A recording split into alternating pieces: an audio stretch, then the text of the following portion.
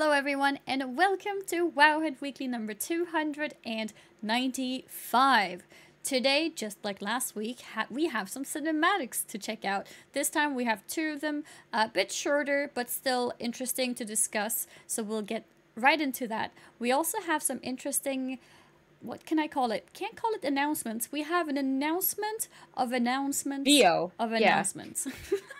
We have a list of dates for announcements, so we'll go through those as well in just a moment. Let me quickly introduce myself. I'm Annie Fuchsia. I'm a Twitch streamer, and I play World of Warcraft and a bunch of other MMO games as well. My co-host is the lovely Perculia. Hello, I'm Perk. I'm the site director for Wowhead, overseeing the retail and classic and Diablo parts of the site, overseeing all the news and guides. And I'm not a streamer, but it's fun to do this show and talk about some of the most popular things on Wowhead every week and any new things we are working on. Yeah. So always awesome having you here. Yeah. You. Here on Twitch to, teach the rest of us how everything is going on behind the scenes with everything and always get some insight, which is worthy to think about. So, yeah, always nice to do these shows.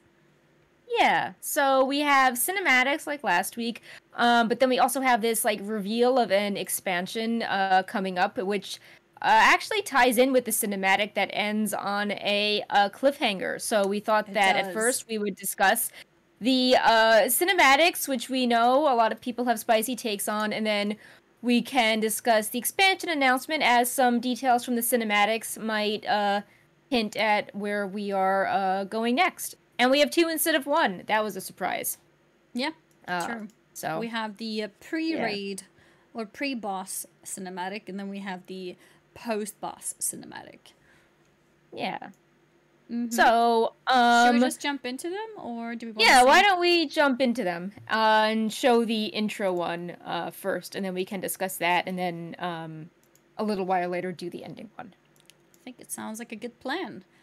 So let's check it out. Yeah. Can your mortal minds fathom how long I have waited? Every event set in motion, every pawn put into play, all to claim the power slumbering within your world. The soul of Azeroth, wounded, vulnerable, yet teeming with potential. Potential that I will use to eradicate this flawed reality. Death claims the soul of your world. Now, bear witness, mortals, to eternity's end.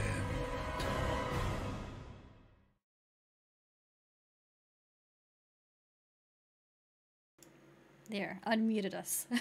Almost spoke into the muting. Yeah, there it is. An opening cinematic to the jailer fight itself. And honestly, I think it came off really strongly there. Yeah, so what I liked about it, it was a bit of a surprise for me because previously we data mined the very early part of the cutscene where he's standing over Icecrown Citadel and just says a few lines.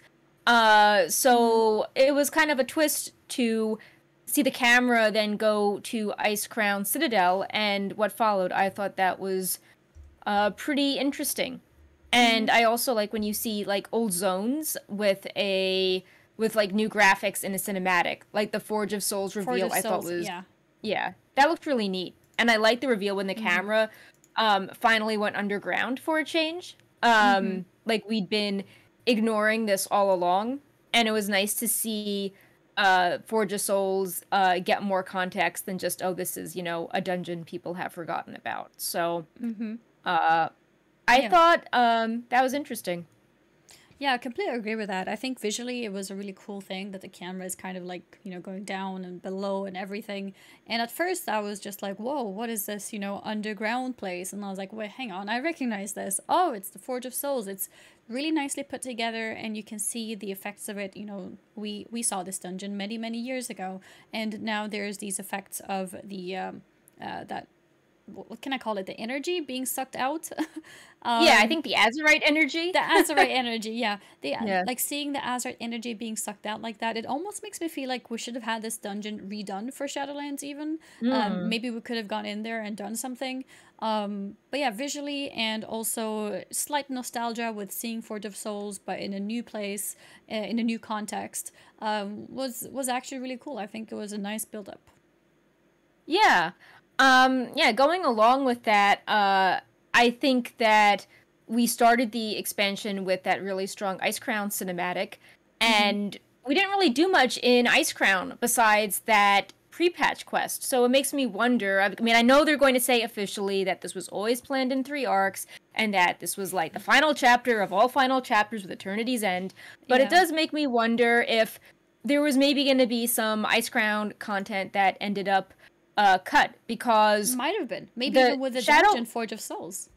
Yeah, I think it would have been like, I think Zereth Mortis is a really interesting zone, like visually, and it has a lot of fun like crafting systems and side things. But I think that if you did something in Ice Crown, it could hook the people in that don't want the abstract new cosmic story, that want to see cool things happen in the iconic zones they're familiar with. And I think that, revisiting Ice Crown like we did in the pre-patch could have been interesting as like a, I don't know, like 915 or, separate thing going on. Because like the Shadowlands is so fantastical and out there, and like Ice Crown is such an iconic, zone. Like it's on the loading screen, several login screens, that it seems like a missed opportunity we didn't do more. So the cinematic kind of made me feel nostalgic or sad for the missed potential of, doing more things with Ice Crown, seeing, wouldn't it have been cool if, in Legion there was that Illidan quest that, like, you played through his life, but it was from a different perspective, like, we're the villains in Black Temple. Yeah. Wouldn't it have been cool if, like, we played through the Lich King story, but, we saw more of the jailer, like, pulling the strings, like, maybe from, like, I don't know, like, the jailer's POV or, like, a Dreadlord's point of view, like, recontextualizing it, so... To fill up like, all the gaps and everything of how it all fits together. Yeah. Yeah. So I think that would have been really cool if we could have returned to Ice Crown and, maybe, like we were saying last week, maybe we don't get, Arthas, back once again, but it would have been cool if we, like, revised that Wrath of the Lich King period where the jailer is, like, we are seeing how the jailer is pulling the strings. It's not just Arthas there. But, so to me the cinematic was just like, oh yeah, Ice Crown exists, and, like, it's really important to the jailer. Like, I wish we saw more of the Ice Crown side of things. It's a good point, because we did see it in the pre-patch, and we were there, farming those rares, and it was kind of introducing the whole Shadowlands thing. So coming back there with like a new context of everything, I think it would actually be quite fitting, and especially with this cinematic pointing towards the Forge of Souls, and maybe we would have revisited that area as well to maybe try and help or try and stop it from becoming too bad or losing too much Azurite. So I could definitely see that would have potentially have been a thought that they had that maybe they couldn't pull off since we didn't have a last patch, or we didn't have a 9.3. Yeah. So it might have been cut out and then slightly rushed in that sense that we didn't really get to see Ice Crown again.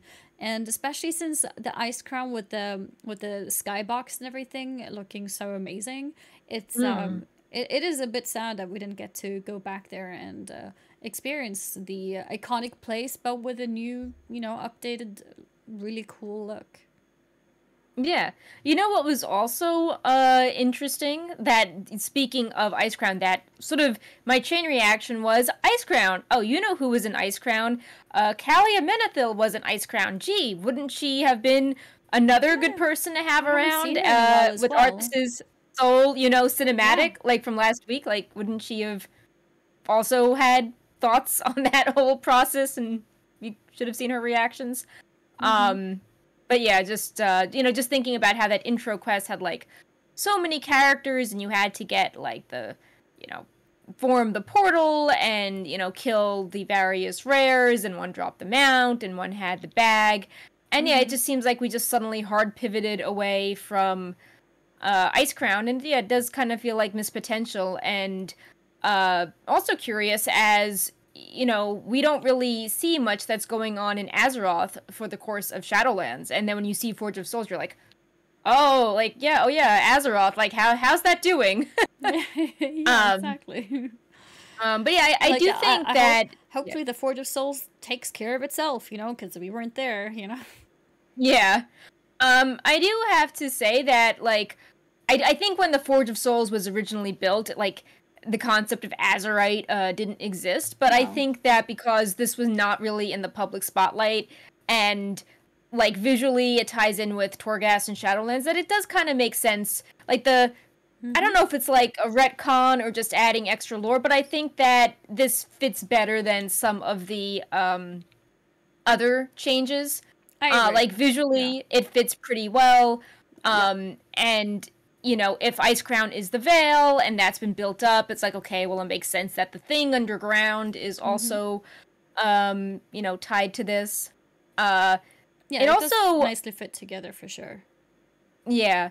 And, you know, I know that Sylvanas wasn't present in this one, but it does make you think about how Ice Crown was the location where the jailer had that bargain with her for her to, like, actively serve him.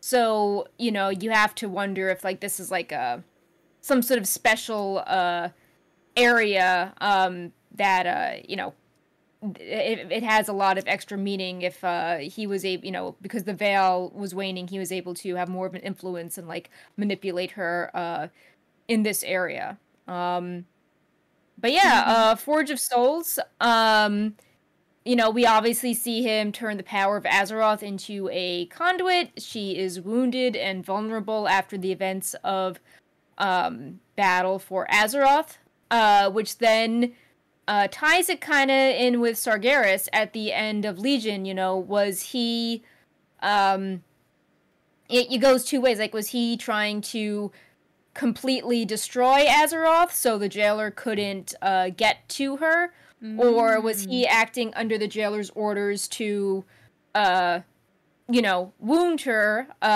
to so the jailer could then tap into the power of Azerite for his own benefits? Yeah. Interesting. In what angle would Sargeras come into the picture? Because that Dreadlord's book made it seem like they were manipulating all of the forces, and they were the ones that originally made Sargeras like paranoid that he had to destroy all of the worlds to prevent them from being corrupted by the void. So, you know, you could say, you know, maybe he was trying to get a hold of Azeroth to you know, kill the world outright, and he wasn't successful because, you know, he was being pulled away and imprisoned as he was trying to stab the planet. Or you could say, you know, maybe he was serving the jailer and deliberately did that, To give him you know, more for a access. larger plan. Yeah. Yeah. That's interesting because that brings a few thoughts of mine as well, but it's regarding the second part of the cinematic, so I should probably get back to that then. But that's an interesting point.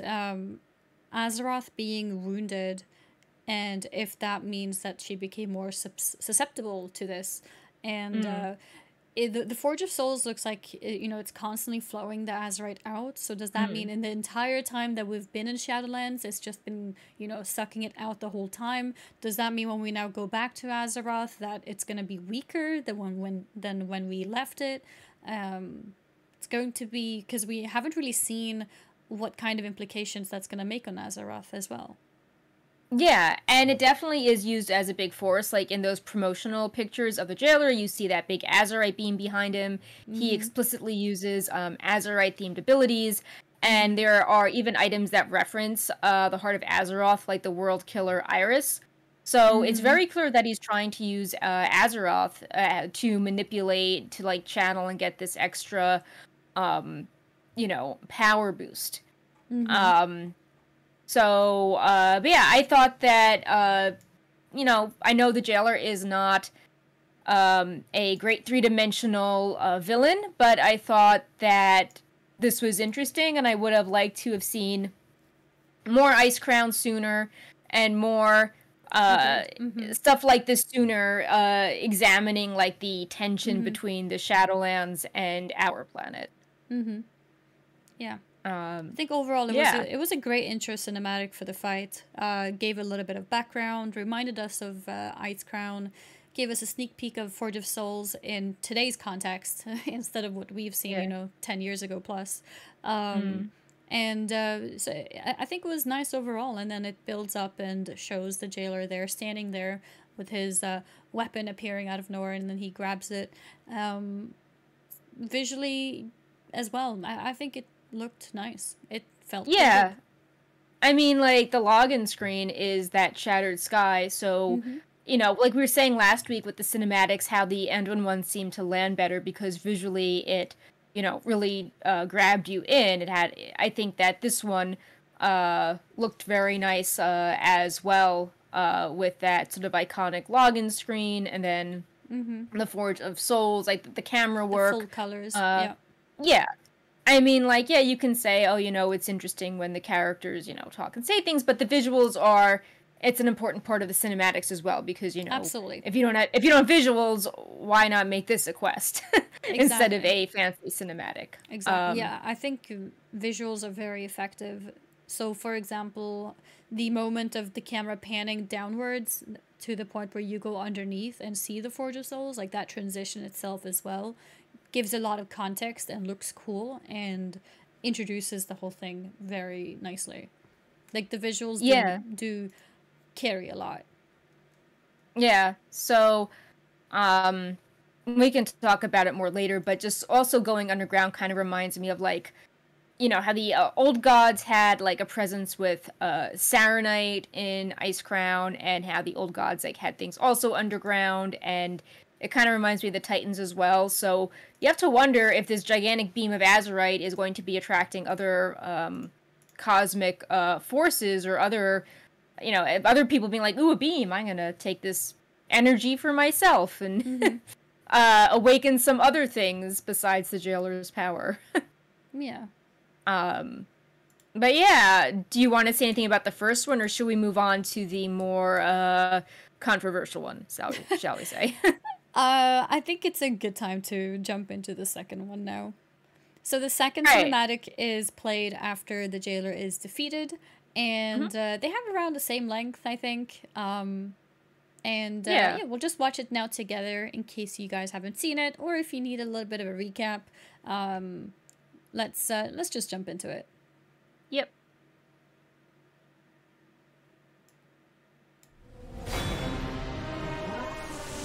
This must not be.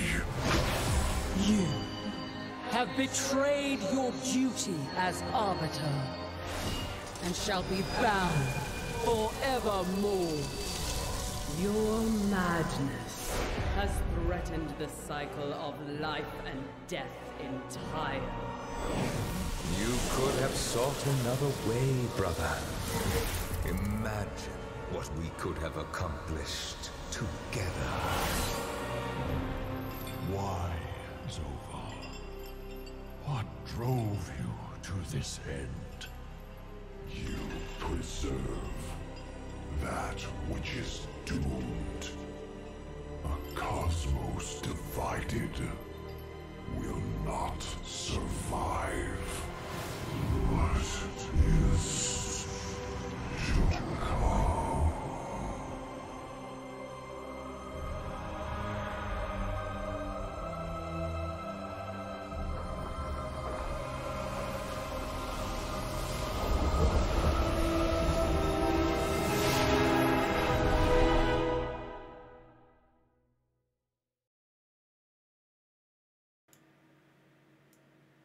Okay, there we go.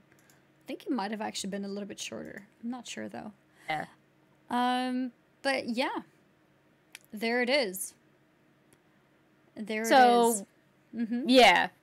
So, this seems to be in the tradition of the BFA one, or ones where it's shorter and kind of ends on a cliffhanger, as opposed to the Legion ones where you have, you know, like a big, flashy cinematic that's pretty long. So, yeah, I mean, obviously the Jailer is not the most compelling villain, and, you know, he's always winning. He is speaking in cliches that he's, you know, 5 steps ahead of us and he's in charge of everything for millennia. And in the cinematic, we kind of see this. I assume it's a flashback because they're sired in Athreus, but it seems like the visual also changed, right? So it was definitely flashbacks. Yeah, so I mean, it seems like after his initial betrayal, the Covenant leaders are scolding him for the path he has taken, and as he's remembering this, his like power is visually being stripped away from him until he ends up as this you know, robotic husk. Kind of like how the Arbiter ended up you know, deactivated at the end of Sanctum of Domination. Of course, the most interesting line is, you know, the Jailer responds back to the memory of his siblings, saying, "You preserve that which is doomed. Cosmos divided will not survive what is to come." Which, you know, that makes people think, oh, you know, so was the Jailer misunderstood? You know, I wanted everyone to work together to fight an even bigger force that is mysterious. Some people have been saying that based on some of the broker journals and side quests that the Jailer could be referring to the 7th kind of unpredictable, mysterious cosmic force that's different than you know, the 6th that the Dreadlords were trying to like manipulate and serve the Jailer. But it's not super clear, and if you aren't that familiar with the lore, you could easily read this as, okay, so the villain, once again, was actually misunderstood, and there was an even bigger threat that's behind the curtain type situation. And it doesn't help when the cinematic is only, you know, 90 seconds. So short. And, exactly. Yeah. So, yeah, I mean, the Jailer, it just isn't a very satisfying villain, especially if the PR wants to hype this up as the, you know, ending of Warcraft 3. It's, you know, it just doesn't land well, and it's also hard to have emotional satisfaction or closure because, like, you don't see any of the Jailer's victims, really. Like, you know, like, we were discussing this, how the Anduin cinematic felt weird because, like, Bolvar wasn't there, and, you know, Anduin doesn't talk to anyone, and, you know, Bane isn't there, and, this has similar weird story beats because, you know, Sylvanas worked with the Jailer. She is not present at all. You know, Bolvar was turned into the Lich King by the Jailer and resisted his control. He is not there at all. You know, all the spirits of Teldrassil sent into the Maw, like, none of them... I really thought at least Bolvar would be there, because he didn't get much screen time in general. No. And even in the Anduin cinematic, he was... not there. Not there, and Sylvanas did get her monologue going, so maybe she got enough screen time, and maybe Bolvar would be saved, I thought, for something like this, but apparently not. And I don't know, there's something about the Jailer story which, even in the intro cinematic, he mentioned again how he is setting the course of all the events and every pawn being played. Him saying that to, like, you know, 5 minutes later he's defeated and, like, he turns into, like, a dead robot feels very strange. And feels like it feels like two different people wrote this story, kind of.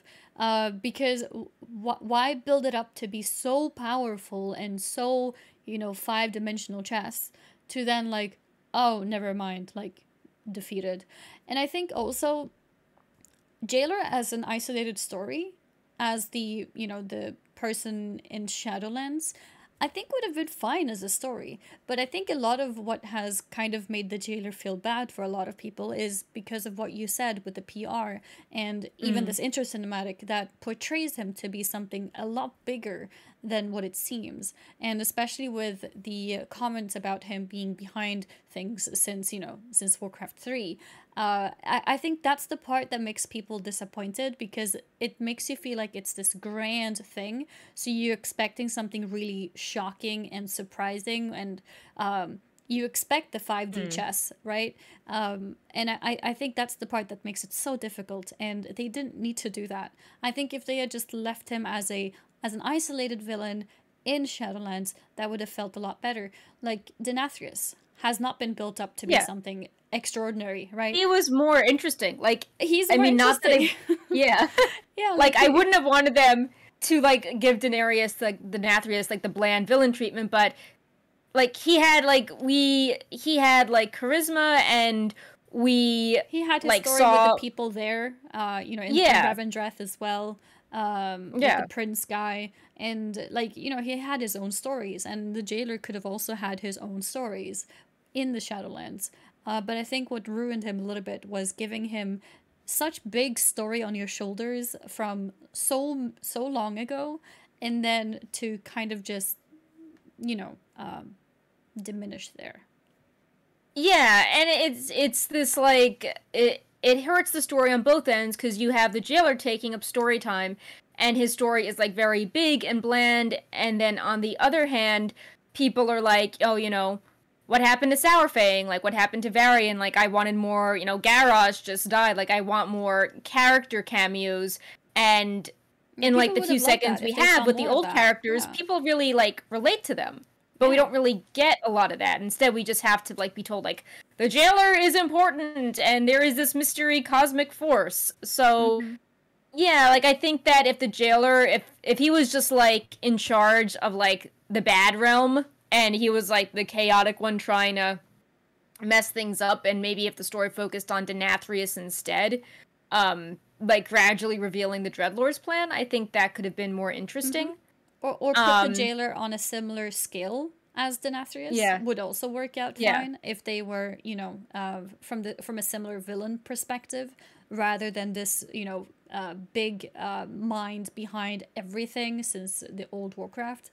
I think if they had been isolated in their own stories, I think it would have been a lot more interesting. And he did have his own story too, right? With being an arbiter, and then the stories with the sigils and everything. If they had just stuck to that and maybe fleshed out that part more, instead of having repeating over and over again about how he's setting all events in motion and how he's planning everything, I think it would have felt better. I mean, like, he could have just been, like, you know, Arbiter betrayal, they made a realm for him, and then, you know, he saw his chance after the Lich King died and, like, interfered in Denathrius' plans, and, you know, recently grabbed Sylvanas as an ally. Like, you know, someone that has a lot of power, but isn't, you know, like, in charge of everything for, you know, untold millennia. Maybe he was even like a fan of what happened, you know.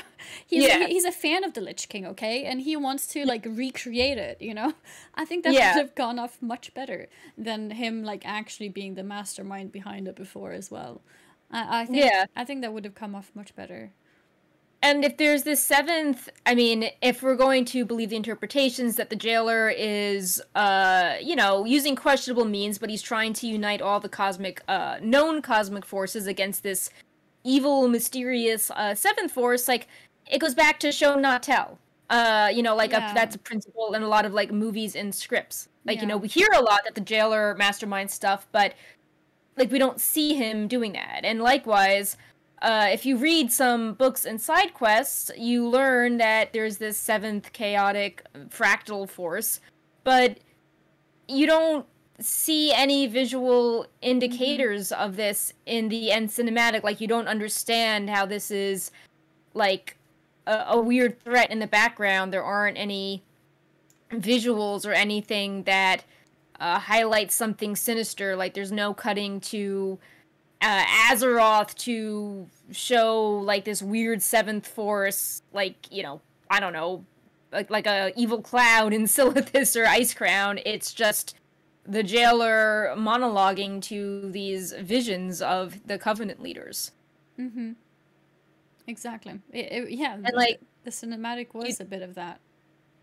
And it's like, you don't understand why the jailer wanted to unite the forces. That wasn't really apparent in that Dreadlord book. It was just, oh, you know, all will serve me, you know, I will, you know, unmake reality. And it's like, well, you know, why does he want to do this? Like, you know, all of a sudden, are we meant to think the jailer is sympathetic? Like, it's... Yeah. And from and his then, flashbacks yeah. also, the one that sticked out the most for me was, again, Denathrius. And because of what he said as well, he said, what did he say? Something along the lines of, like, we could have done something. We could have done something great. Like you could have done, you know, you could have used another method or something. Like, not criticizing what the jailer did, but, like, you know, we could have worked why together. didn't we just... Yeah. So... That's yeah, also it's an interesting, you know, potential branch that could have been explored, and more interesting than the whole Sylvanas thing, and, you know, trying to portray the jailer as doing things, just things we can't see, you know? Yeah, or now, and then it's like, okay, so the jailer is good, actually? He was trying to unite the cosmos? Did he communicate this to anyone? Like, you know, Sylvanas was never like, oh, you know, like, the jailer sucks, but we have to, you know, there's this mysterious force. Like, this force was never really foreshadowed Yeah, that's a good by point. anyone. That's a good point. You know, 'cause- it was all just like, oh, you know, like, my fate sucks. The jailer wants to change how things, you know, work. You know, under the jailer system, I wouldn't have been doomed to super hell. And now it's like, oh, actually, the jailer didn't just want to cover everything in spikes. He wanted to unite the cosmos against this mystery threat, and oh, too bad he's dead. Yeah. Yeah, exactly. That's another good point as well. Leaving the jailer like this on a cliffhanger feels really bad, because it should have just had an ending, or or a place where he, you know, ends up escaping, maybe. But this thing where he dies, but, like, actually he wanted to save the world is kind of strange. And especially because Sylvanas has been there, right? So she should kind of know what the plans are. And if that's the case, like you said, then maybe she should have told us, like, actually, yeah, I didn't like serving under him, but he does have a good point. Like, there is danger. So maybe we need to work with him or something. I think could have opened up, you know, that potential pathway.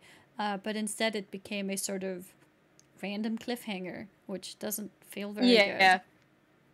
Yeah, and it seems like we've had this story come up several times now, and this was not the most satisfying retelling of it. Like, you know, it's like Sargeras is trying to, you know, destroy everything to save us from, you know, like, a darker influence, and, like, it's all these forces are trying to save us from another force.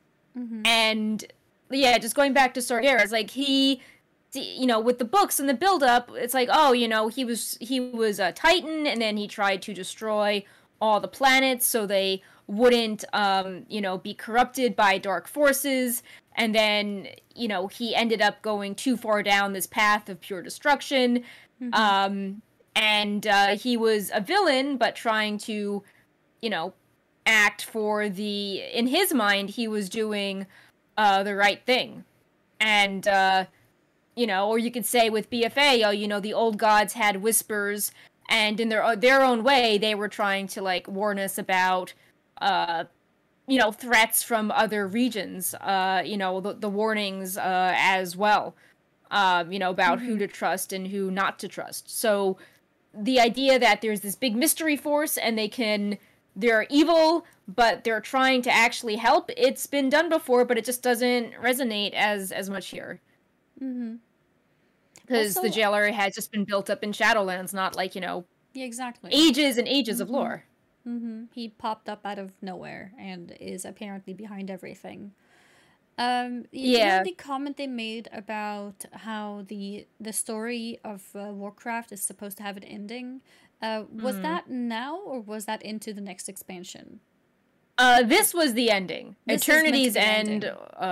patch 9.2 was the ending, and it was meant to, Warcraft 3 also had that as a chapter name, and it was always meant to be a 3-part story in Shadowlands to cap off this chapter of the WoW story. Okay. But the ending is a cliffhanger. I know, yeah. Like, how is that an ending? Yeah, it seems so clunky. Like, I know not all the ending cinematics or winners or, like, you have to tie into the next expansion, but, like, it's just... At least with Legion, it was, like, a 5-minute cinematic, and it obviously ended on a cliffhanger as to why is there a sword in Silithus now. But it felt like we got some closure, and, we had some great... We had, like, characters that had moments with each other. Like, we had... Illidan kind of, menacingly smiling at Sargeras, being like, ooh, I'm in charge now. And then we had, like, Velen and Illidan as, kind of opposing forces having, like, a subtle, like, friendship bonding acknowledgement moment before they part ways. And we didn't really... Yeah, it's like those sort of little quiet moments in the cinematic have been lost. And I don't mean... I think...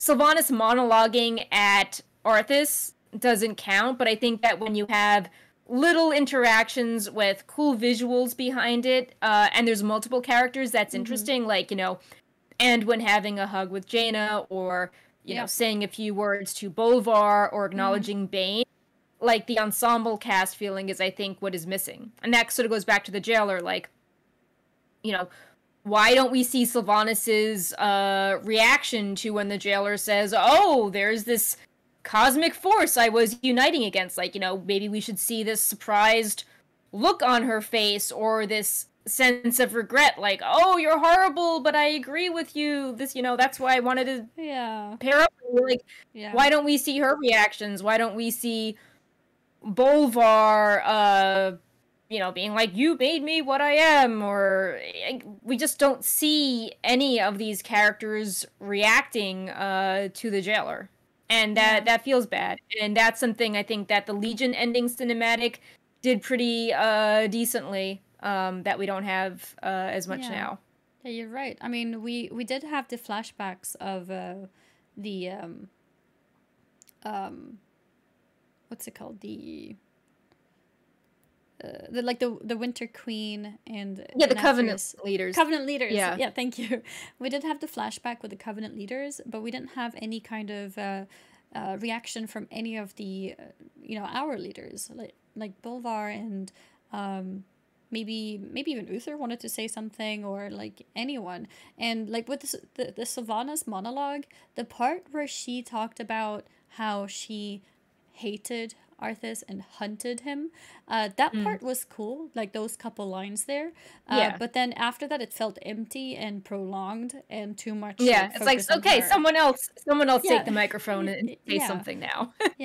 And I think if we definitely missed the parts of it, especially if it's meant to be an ending to Warcraft, then I think it's extra important to bring these characters that are old and that belong to the story. I think it's extra important for them to come in and have a say, because I mean, you could argue that they should have more say than the Covenant leaders, because the Covenant leaders are just Covenant leaders of this expansion.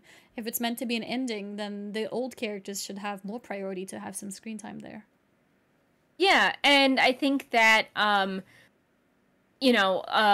a pretty old game. Not everyone has played through, Warcraft 2 and 3. I think that in some cases you need more visual throwbacks than less, especially if people are not familiar with the lore. So, yeah, so, like, we brought this up with Sylvanas monologuing to the Arthas blob, but like, you need really strong visuals that are throwbacks to Warcraft 3 if this is meant to be the ending to Warcraft 3.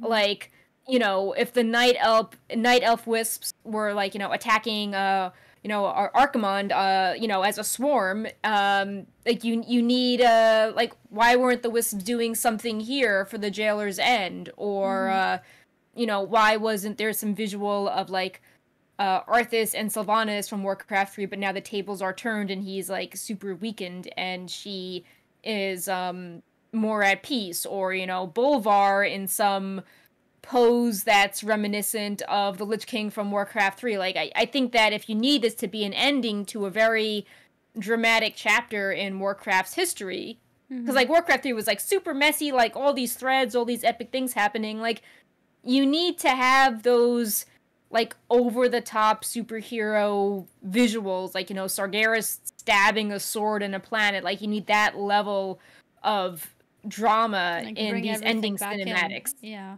Yeah. Or they Like, you should have need just these big simply not flashy things. stated that. They should have just not Right. stated that it's meant to be an ending to the entire story. Because that, you know, that brings up the expectations and then it brings disappointment. Yeah, and I just think that it almost, like, ended, like, you need that to end with a bang. Like, you know, like, big nostalgia throwbacks, visuals, and it just kind of ended with, you know, close-up of Sylvanas' face reflecting on Arthas, and a close-up of the Jailer reflecting on this mystery threat. And I do think Yeah. that there's a place for character studies, but you still need the visuals behind it. Like, we've said before how we really like the Janus cinematics in BFA, and, you know, the Sour Fang high-definition cinematics. Like, you know, those work because they covered a lot of ground, and they were character studies, and the visuals were really good, but this is just, like, I don't know, like, they just sort of say a few lines. Almost a when it's- monologue again.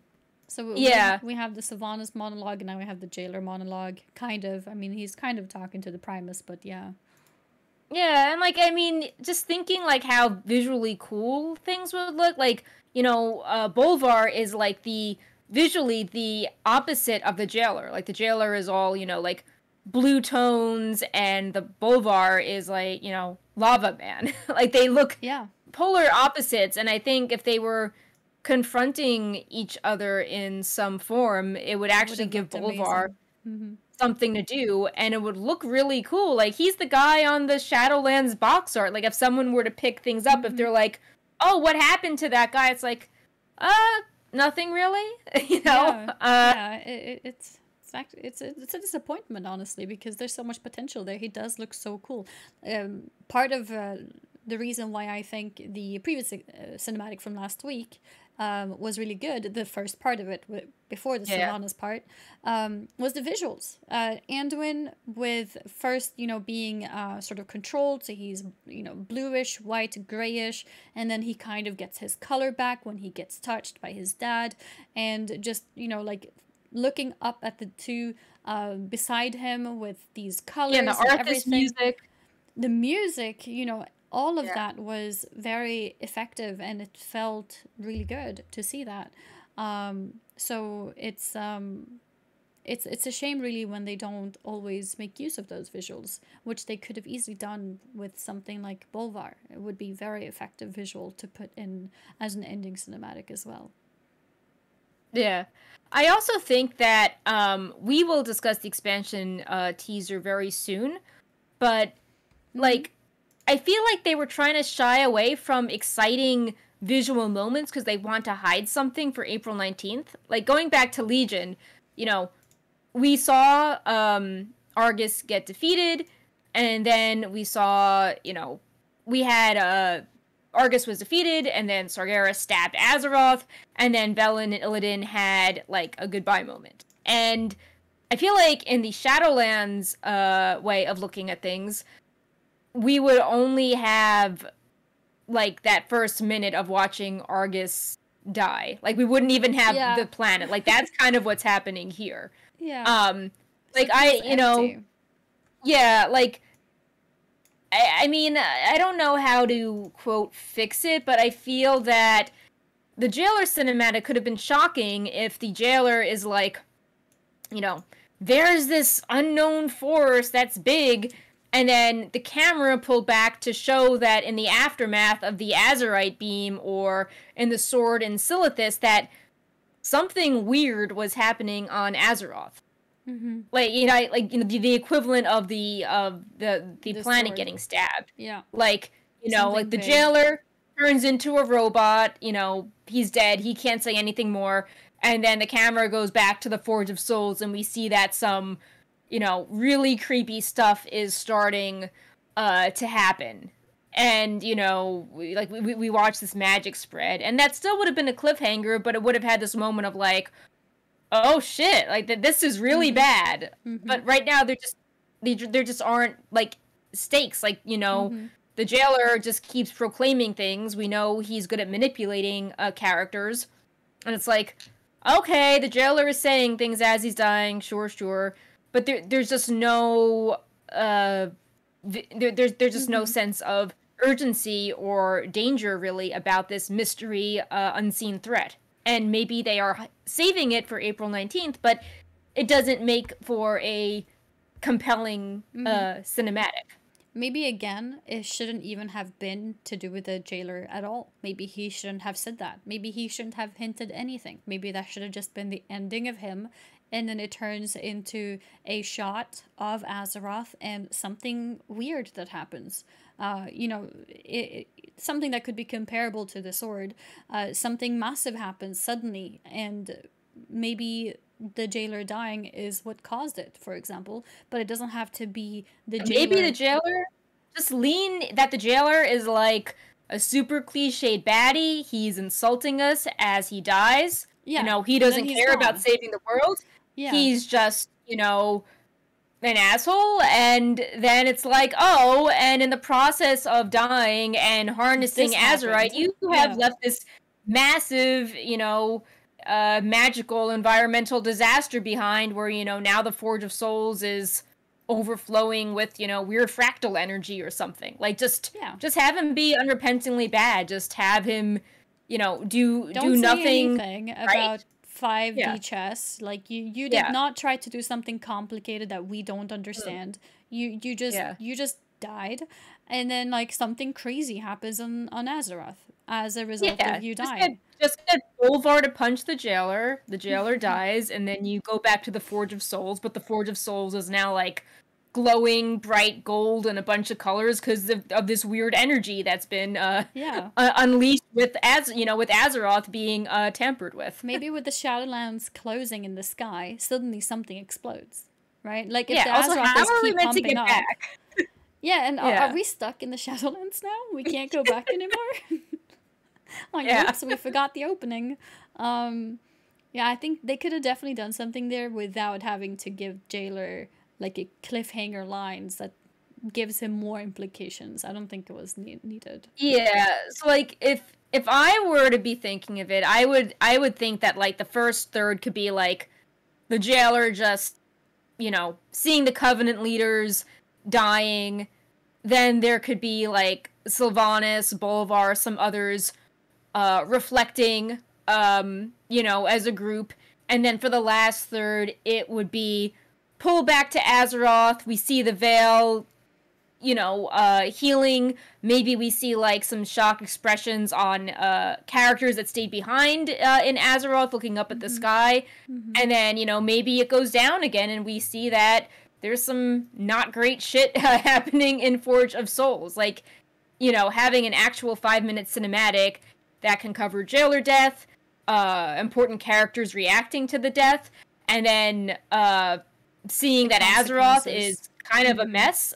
I think that would have ended on a cliffhanger, but it would have felt like there was still some emotional closure to the story. Yeah. It wouldn't be a cliffhanger on, what was Jailer's actual plans. It's more like a cliffhanger of, wait, what's gonna happen to Azeroth now? Yeah. Which is fine. And if we saw, that's an okay cliffhanger. Yeah. And if we saw visuals, we could be like, look at the color of the weird stuff on Azeroth. Where have we seen this color before? Like, when you see something, it gets people like really excited. Like, people, maybe there could be a reference to like an old god whisper or one of those, Legion or Wrath Doomsayers. Like, when there's enough of a crumb, people want to research it. If you just, if the jailer is in a gray room and he just says one line as he turns into a robot, you're just like, okay. Yeah. Like, But yeah, it's just, I'm just sort of left with this feeling of regret that if they did want this to be like Warcraft 3, remix and recontextualize the story, that they could have done a lot more with like questing or cutscenes or flashbacks and, involve Ice Crown more, involve Bolvar more, and it just didn't happen as much. Mm-hmm. Can we But expect any more cutscenes or cinematics at all before next expansion, do you think? I think that we don't know what the epilogue chapter is, so I think that we'd have to see something between like Sylvanas and Tyrande. Because, Sylvanas never really faced Judgment. The jailer, tricked her when she died, so I feel that we'd have to have something there. And there, I think that there could be more like cutscenes along the way. And, we know that both Sylvanas and Anduin have gotten like new animations, so we think that they'll be used at some point. Like Anduin has a very like sad expression and Sylvanas has a sort of jumping one. So yeah, I think that I don't think we're going to have like high definition things, but I think that in-game cutscenes involving the character could happen. So we could have a little bit more story than coming up, but probably not a cinematic. Yeah, kind of jumping around in our notes a bit. If we don't want to say anything more in the finale, I think maybe we could discuss the Sylvanas novel quickly, because that kind of ties into what you were saying about the cutscenes. Like more story for 9-2. So there was a preview, right, of the story of the book that's coming out. Yeah, there was a like a chapter that was previewed by IGN. And it's in this Sylvanas book, the cover has made it clear that it's covering her life as the Ranger General and like contrasting it with her life as the Banshee Queen. Like her face is split in half and like they look similar, but obviously different with expressions, hair color, just the armor color in general. And this was released right after the Anduin cinematic and fight came out. And it's a flashback where we see that Sylvanas, it's the birth of her younger brother, who is not really present in-game, just in some books, and his spirit in Three Sisters. And we see how, Sylvanas is, like, a bit of a tomboy, and yet she still feels very protective towards her younger brother and vows to always keep him safe. And there are a lot of parallels to Anduin in this. There's lots of descriptions that the younger brother has like golden hair and bright blue eyes, and that his nickname is going to be Little Lord Sun, which sounds very similar to the nickname for Anduin, which is Little Lion. So there has been speculation that maybe Anduin reminding Sylvanas of her brother is like a way for her to stay in touch with her humanity, and maybe that could be related to her change of mind as, the Shadowlands conversations between them unfold. Yeah, it would make sense after we saw those cinematics where she was looking at Anduin in, in a bit of pain, I guess. It's like as if she didn't really want to do it, and she was trying to give him the choice, but he refused to make the choice of wanting to work with them, so then she felt like she had to force him, but she really didn't want to. which was interesting. It was as if there's a little bit of sensitivity there. So, yeah. Yeah, I could see like- that parallel being a thing. Yeah, like the final line of this part is, "I will never hurt you ever, and no one else will either. With love and courage, I will keep you safe."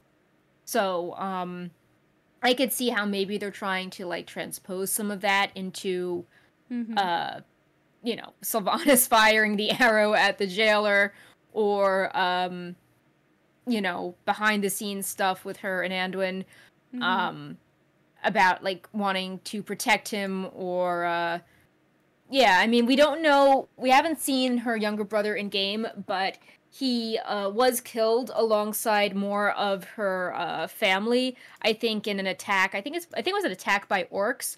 So I think there was a sense that Sylvanas wasn't there to protect her family and younger brother. So there's this probably sense of regret, if that's being paralleled with Anduin. You know, do I think that I'm not sure what I think about the choice of taking this character many people are unfamiliar with and maybe making it like the cornerstone of you know, Sylvanas's dynamic with Anduin, when, you know, we've seen the relationship with her sisters more in game, as well as the her, you know, loyalty to the Forsaken. You know, it felt a little odd that they weren't, you know, I mean, well, the sisters are in this thing, but it felt it's a little strange how it's like, okay, so Anduin reminds you of your dead brother we've never seen in game, and that's the key to your humanity, as opposed to, you know, the people that, you know, were outcast alongside you. Because I always thought it was cool how, like, you know, Sylvanas was a ruler, she didn't, you know, inherit a throne, you know, she made a kingdom for her people that were all, you know, outcasts and unwanted, that weren't meant to have free will, that, you know, tried to reclaim it. You know, like, she sort of was this, like, self-made community and kingdom. So it would be cool to, it would have been interesting to read more of that. More insight in that. And not just like, oh, you know, Anduin reminds me of, you know, my, you know, biological, like, dead brother. You know, it would have been cool to see more of, like, her love for the Forsaken in there. I mean, it's a full-length book. I'm sure it's there somewhere. It's just, you know, this is the only chapter they've chosen which to is out. share at this point, like, deliberately drawing a parallel to Anduin. And it's also, we don't see this character in game. So, yeah, I don't know what I mean, like, I understand how the books maybe want to give you, like, extra context for things, but if it's like, oh, this, you know, saving Anduin is related to this character we've never seen in game, it definitely... Maybe he should have been It feels like it's a little too much. Yeah. Yeah. Yeah, like he could have been added, for example, in the different cinematics that we did have with Sylvanas, they could have easily added a flashback with that. Yeah, like, it feels like it sort of came out of nowhere. Like, even in the Three Sisters comic, he's a spirit that's there, but they don't have any, like, notable interaction. Like, he just is looking sadly as the sisters argue about the necklace. And like, she doesn't mention him really that much. And yeah, it's like, you know, it's like when, like I was saying before, how people like to speculate and connect dots based on material they're given. But then when this kind of like comes out of the blue and it's like not mentioned or hinted at in game anywhere, it can feel a little arbitrary.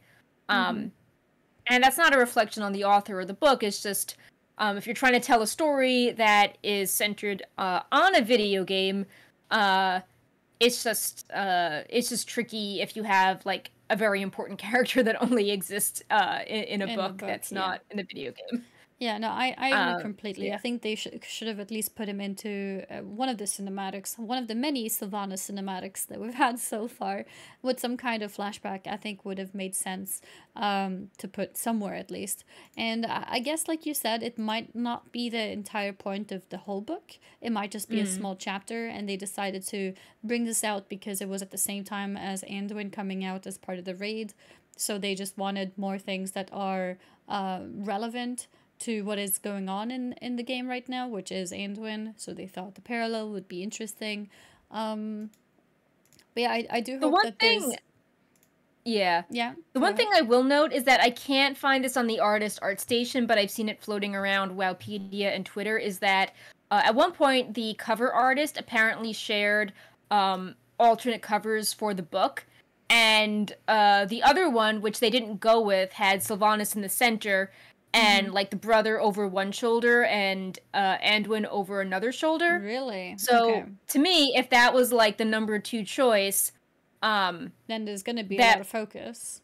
yeah, like they didn't go with Yeah. it for the final one, which I think was good, but it definitely, you know, if this guy was important enough to be on a book cover draft, then he's probably, you know, pretty important in the book.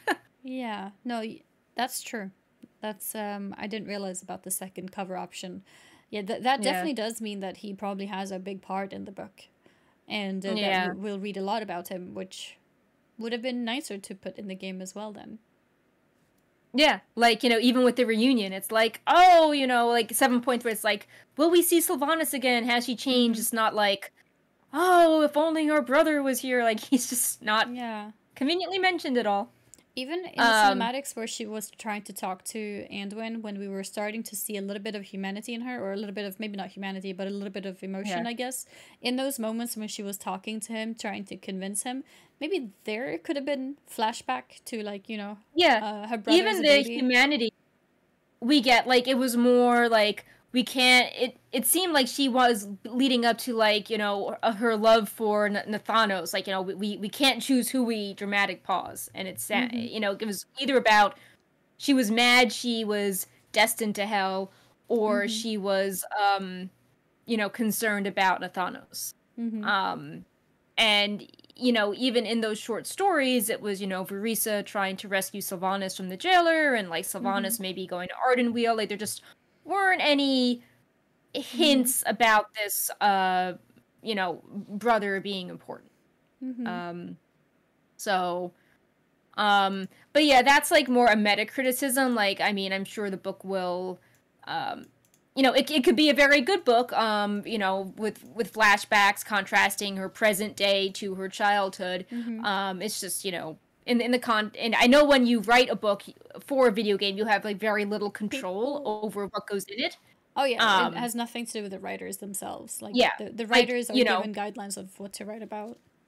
yeah, like when Shadows Rising came out, the author did some interviews and was like, yeah, she's like, you know, I tried giving Anduin all this stuff to do and they said no, but I really pushed, and, you know, he finally got to hang out in Goldshire and be a normal person for a change. But, you know, like, you know, like, even, like, she was even saying that when Anduin had, like, the curl of shadow magic at the end, like, that was you know, determined by the WoW team. So I'm sure the WoW team was like, make this character important, and they're doing the best with what they, you know, have. It's also a shame because I'm sure most people don't even realize that she has a brother. So, like, having a book that discusses the whole thing about her brother as well just also feels a little bit off. Yeah. But I'm sure the book on its own, you know, for what it is Yeah. probably going to be a well-written, good book. So Yeah. anyone who is interested in reading will probably have a good read. But sometimes it is sad that, you know, certain important, like, to that scale is not included in the book, in the game. Yeah. Sorry. Yeah. But yeah, with that, why don't we pivot to talking about the Announcement of announcements. Yeah. Yeah. So, Blizzard will be announcing the next WoW expansion on April 19th. There were no, like, teaser graphics or colors that hinted at what was next. You know, it just was this one line. The rest of the blue post was like, you know, Eternity's End, WoW Classic, WoW Esports. But you know, April 19th is 6 weeks from now. This post went out yesterday, which was interesting timing, you know, right before the jailer cliffhanger. So they clearly wanted us to, you know, get Maybe back it's a in, hint get that more they're interest in the connected. game. Yeah. You know, start thinking about 9-2. see the Jailer cinematic, end on the cliffhanger, and be like, oh, I want to know what's next. Guess I better tune in on April 19th. And April 19th means that we have a few weeks to absorb the Sylvanas novel, so this expansion announcement doesn't overshadow it. Do you remember the date for the Sylvanas book? 1 second. Let's see. I feel like I've asked so many times. I keep forgetting. Well, they keep changing it. So sure. March 29th. Okay. So that means, there's like a good 20 days there of taking in what's in that story as well before. Yeah, and maybe, I mean, who knows, maybe we'll have like 925 by then if it's just the cross-faction rating. And, you know, hopefully an epilogue chapter by then if we see what happens to Sylvanas and Tyrande. Do you think we'll get 925 before the expansion announcement? I don't know. I mean, it's... who knows at this point? I mean, normally we get expansion announcements in November. But I mean, I'm pretty sure we'd have to get the, finale story by April. Like, I could see them dropping the Sylvanas book and then, I don't know, like a week later, showing like that final quest scene with Sylvanas and Tyrande. Because they purposely hid the epilogue for 9-2 on the PTR. So I could see that lining up with the book. But yeah, so what do you think of the timing of this? Like, does it seem early, late, good timing for you? Mid-April? Everything has been late, right? At the end of the day, everything has been delayed. But considering 9-2 just came out and yeah, we got the new zone, the new raid and everything, it feels like a good time to have an expansion announcement. And I think any longer than that, it would have started to feel a little bit more stale again because not much is going on. But too early, could it be too early? I don't know. I feel like it's an okay time, honestly. Yeah, I mean, my concern is that, well, it's two things. The first is that the Jailer cinematic did not go over super well, and now we've got 6 weeks to stew on this until we know what the next chapter is. So I think there was this sense of like, please, dear God, make his cosmic story over, and like, I hope we don't have more abstract cosmic stuff. So I think a lot of people are like impatient to hear what's next. So maybe it should have been moved up. And then the second thing is that normally we follow an expansion cycle where we hear about it in like end of October, and then we have the alpha hints in, say, April. So it's like, if we're following that cycle, does that mean that we're not getting this in 2022, that we have to wait like another 5 months for an expansion? Or are they going to do a surprise thing where they're like, oh, and by the way, you know, the next expansion alpha is in a week? Like, are they going to really, change things up? Because I would just be, I would be worried if they were going to just delay everything 5 months and we don't even get a WoW expansion this year. It's a good point. So we're in March right now, and if we don't have another expansion this year... Yep. Well, maybe 925 would come, with its own mini-raid, potentially, Copium, yeah. Yeah. Copium, because, so 925 cross-faction, I feel like cross-faction should just be added ASAP. I don't even think it needs to wait for an expansion, for a patch or anything. I just think they should throw it in, test it whenever they can on the PTR, just ASAP, do it. 925 itself, I don't think the patch should come as just fixes, as just, here's cross-faction, and here's another few fixes to things. I think 925 needs its own maybe content, I guess, to be able to hold itself a little bit. Otherwise, we kind of need an expansion this year. Yeah. So we can keep talking about the expansion announcement, but I wanted to tie it in with some other things in the blog, which was how it was interesting how they tied the Hearthstone announcement into this, how we'll learn more about Hearthstone. And then they also said we're getting a phone game announcement in May. Yeah. So is this part of a move where they, instead of viewing WoW as a retail product where we get something every other year, how they're trying to broaden things into like a Warcraft universe and put like Hearthstone under the umbrella as well as these phone games, and like have like constant small stuff coming with all these different things? Because I just thought it was really weird how they put Hearthstone in the blue post on WoW. I don't think they've done that before.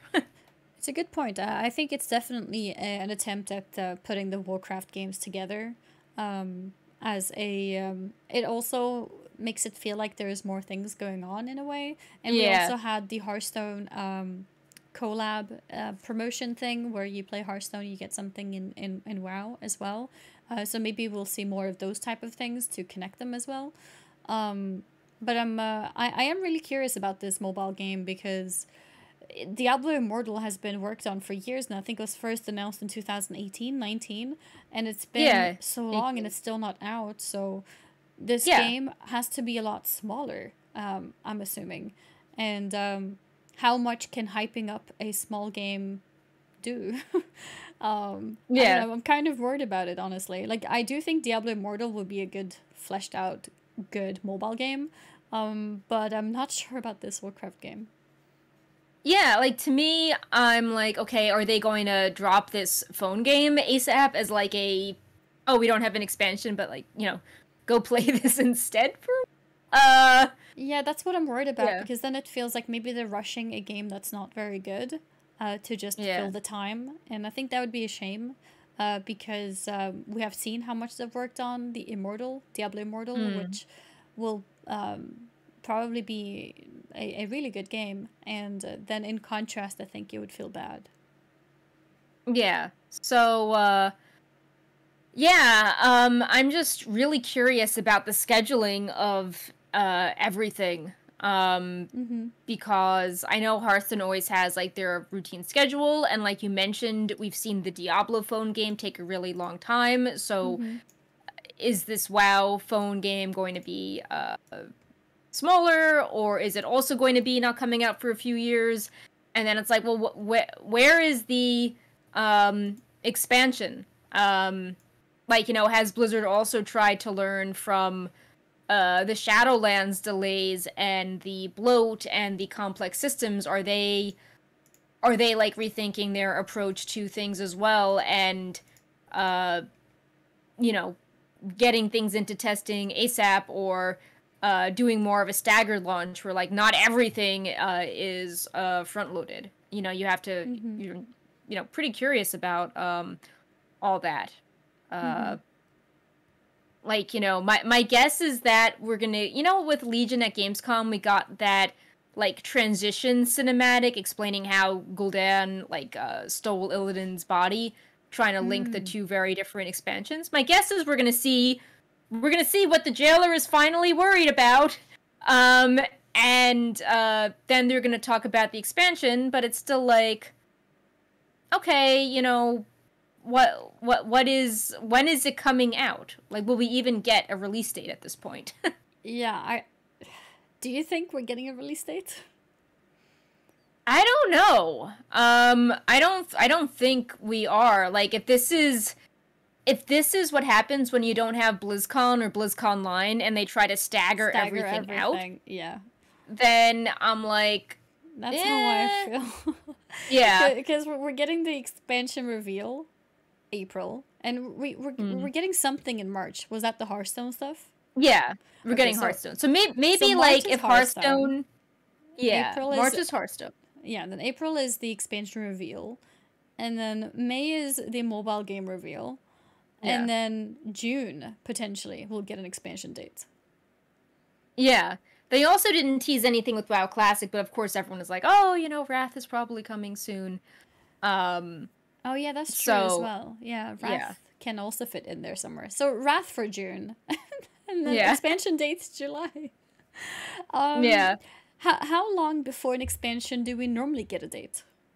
Well, that's the thing. Like, I remember when we thought Shadowlands was November, we learned about it at the Gamescom. So normally there's only like 2 or 3, months of lead time. Okay. But there is a sense that like, oh, the expansion is coming out, this year. And then we That's get the true. specific date, like a few months in. But Yeah, it's that's it's true. not like we know what the year is. So if we don't even get a year, We make it a quarter. Like yeah. like fall 2022. Yeah, I mean, well, when they do the pre-orders, normally it's like this product will launch, before the end of Q3 2021, and then you're like, okay, it's like July through September range. But I guess if they don't put an expansion up for pre-sale, then you're gonna be like, oh, I guess it's far off for now. Yeah, But yeah, we it might is. get a vague quarter on Yeah. April 19th then. Yeah, I mean, I would like to know more just because I'm sure the Blizzard staff is like very aware that this is kind of an abnormal patch cycle. And normally we know what the expansion is before the final raid. I think they've even covered that in interviews. And this time we don't know what's going on. So I think a lot of people will be very concerned, especially if you're a consumer that was concerned about the Shadowland delay and then the long gap between all the patches. I think people would be very curious to know what the scheduling is, especially because we've had like so many good games coming out recently. You know, like people want to know why they should dedicate more of their focus to WoW again, and if it's worth investing in. Yeah, no, for sure. I think people are hungry for more information as there's been so much downtime. And I think people also like to know for their own, like, for their own interest's sake, for their own mental sake. It's nice to know if something is coming, at the end of the year or next year, to just have an idea of how you want to plan your time in terms of what games you want to invest your time in. So I think it's important, and I would assume that we're gonna get a quarter Hopefully, yeah. in April. Uh, No date. Yeah. I mean, hopefully we get a quarter. Hopefully it's not Hopefully. like soon TM. Yeah, it might be a soon TM. Oh no. But yeah, hopefully we get a quarter, and hopefully it's this year, because if it's not Yeah. this year, we badly need another patch. Yeah, that's not just like, oh, quality of life increases and like cross faction. Yeah, yeah. Cross faction should be added ASAP. The Alliance is struggling to find people, and every day more and more people are. I feel like I'm doing some kind of like advertisement. Every day we are losing people going to the other side. So yeah, we need help. Get the cross faction in, because Alliance needs it. Yeah. Yeah, I'm like a recruitment officer. So yeah. But yeah, I mean, it was funny because when I started the show, I moved the notes around because I'm like, oh, I'm sure the cinematic will like give us hints as to what's coming in 10.0, but Yeah, but I no think they hints yet. purposely made the cinematic suffer because they wanted to keep it mysterious, and I don't know if that was the right choice. Like, Not at the again, moment. Sargeras stabbing Azeroth was pretty hype. And with this, it's like I think it made people very impatient to see what's next, but visually it wasn't like, oh, that looks cool. I know what's happening. I feel like they purposely made the cinematic kind of flat to preserve some sense of mystery or a big reveal in this April 19th thing. Yeah. The problem is, like, mystery and questions can sometimes be fun and interesting, but when there's delays, like there has been now due to COVID and a bunch of other things, then mysteries aren't as fun anymore. Mysteries aren't fun when you have to wait so long. So I think hopefully now with this expansion reveal, I'm hoping that there's going to be, obviously there's going to be mystery to the new stuff that's happening, but hopefully we do get a little bit more closure to what's actually happened so far.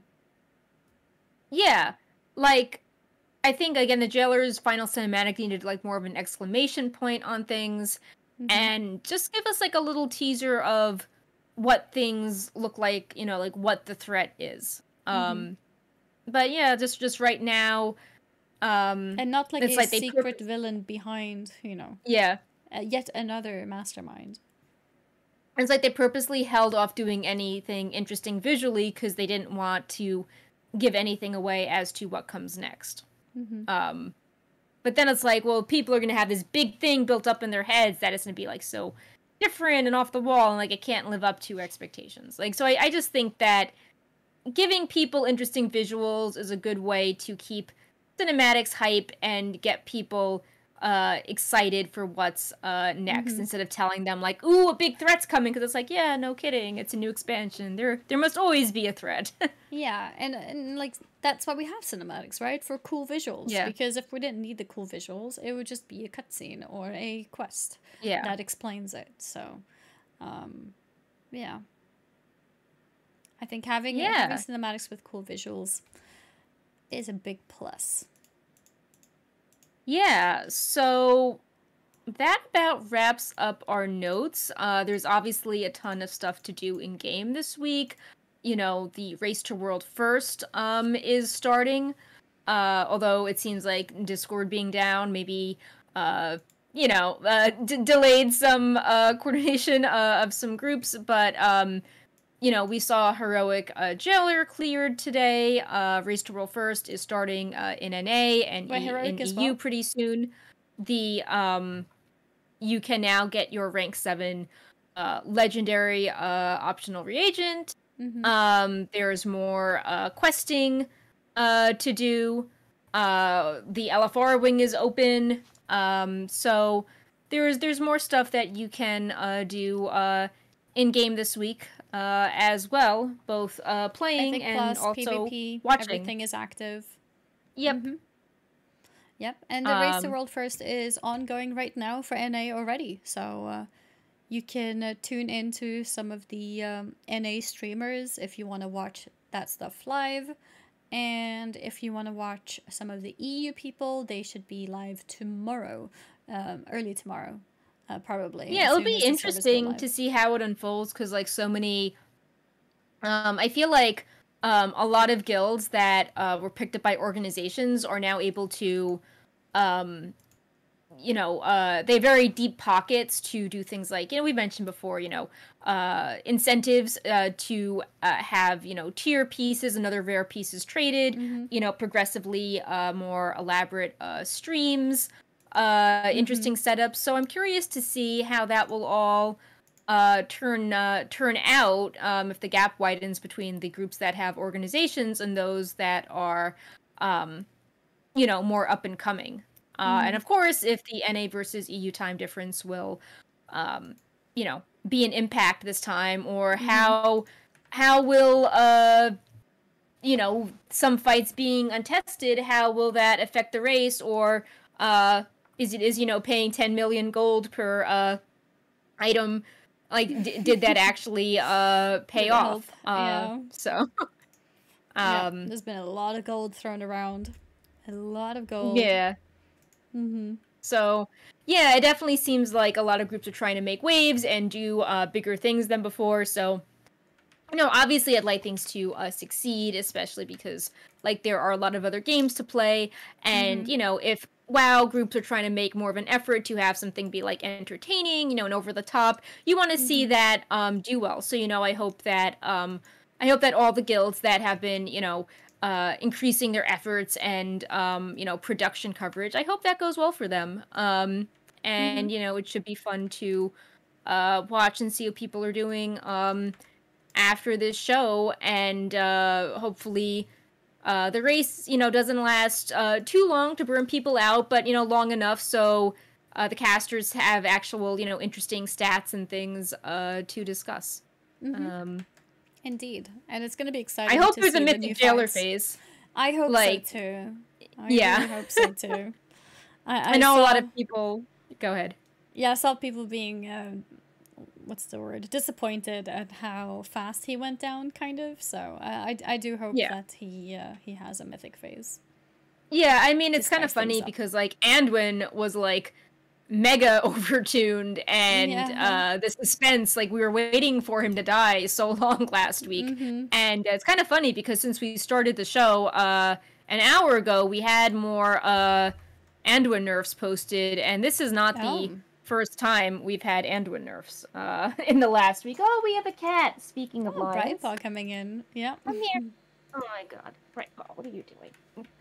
But yeah, it's interesting how the jailer kind of felt like anticlimactic compared to the suspense of the Anduin fight. And yeah, I think that, you know, a mythic phase would be interesting. Like, I remember there was so much drama with Mythic N'Zoth because it was bugging out for limit, Yeah, and I remember. like the mythic editions were not like super epic additions to it, Yeah. and hopefully the untested bosses means we don't have more of those awkward moments. Yeah. Things I yeah. hope so too. But I think Mythic N'Zoth was, like you said, it just didn't really feel epic. Mechanic wise, visual wise, again, visual is so important. So hopefully they Yep. did something really cool visually. Yeah.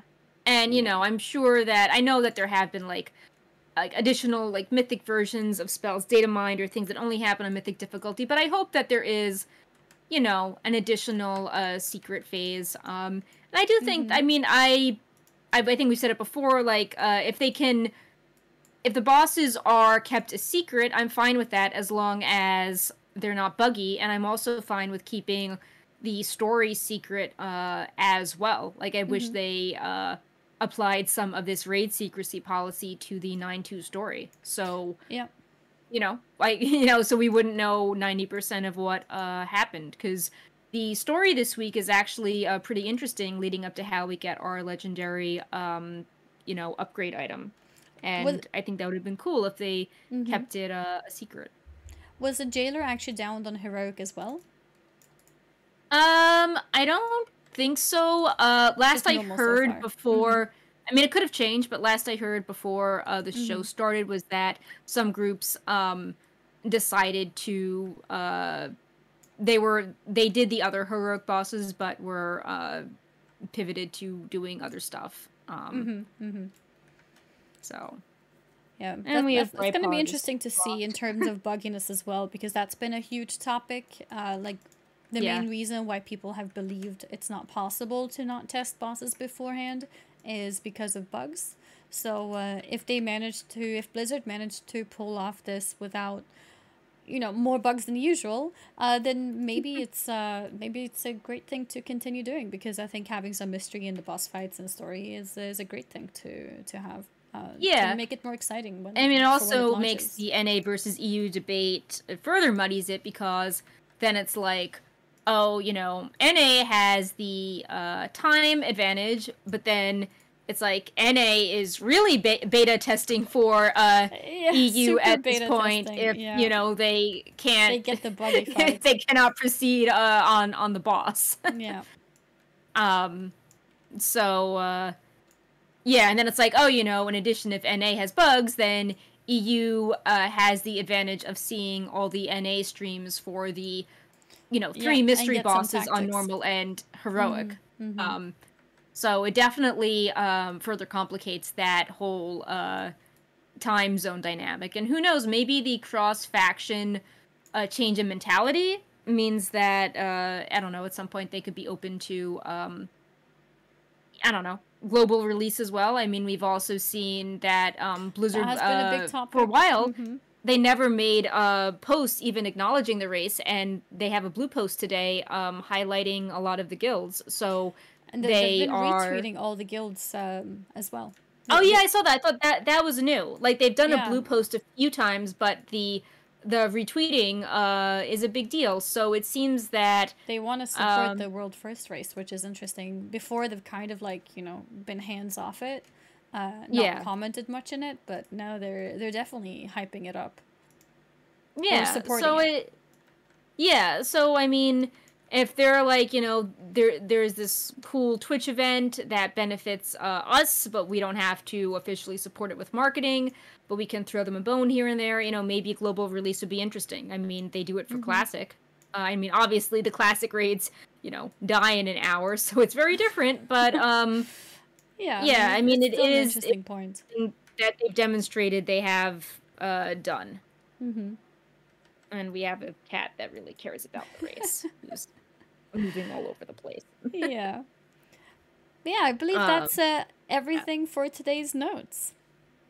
Yeah, so I'm not sure if we'll do a show next week if, you know, everyone's if like the jailer is going to die Tuesday and there's no other news, then, you know, we might just be like, hey, go watch, you know, the stream of whoever is, you know, working on Jailer Mythic and those casters. But who knows? Maybe we'll have like more cinematics out of the blue, and we'll discuss the cinematics or, you know, more Sylvanas novel stuff or expansion leaks. So, yeah, we'll play it by ear. But Sounds yeah, like a either way, plan. this was We'll a let fun you guys show. know. It was it was fun debating the cinematics and when the expansion could be coming out. And yeah, we have lots of guides on Wowhead to the 9.2 stuff related to tier sets and creation catalyst and raid tips, Mythic Plus tips, you know, all the seasonal Anything stuff you might... coming out. So so if you need to learn about anything, the WoW guide will be there for any part of the game, any category of the game. Yep. So and yeah, I think we're good to we'll go. see you guys next time. Thank you guys so much for tuning in and for supporting Wowhead. And we will continue to get together on this sort of mostly weekly basis and cover whatever news, what happens between the different shows. So thank you guys so much, and we'll see you guys again next time. Yeah, happy Mythic Week. See ya. Enjoy the World First race. Bye. Bye.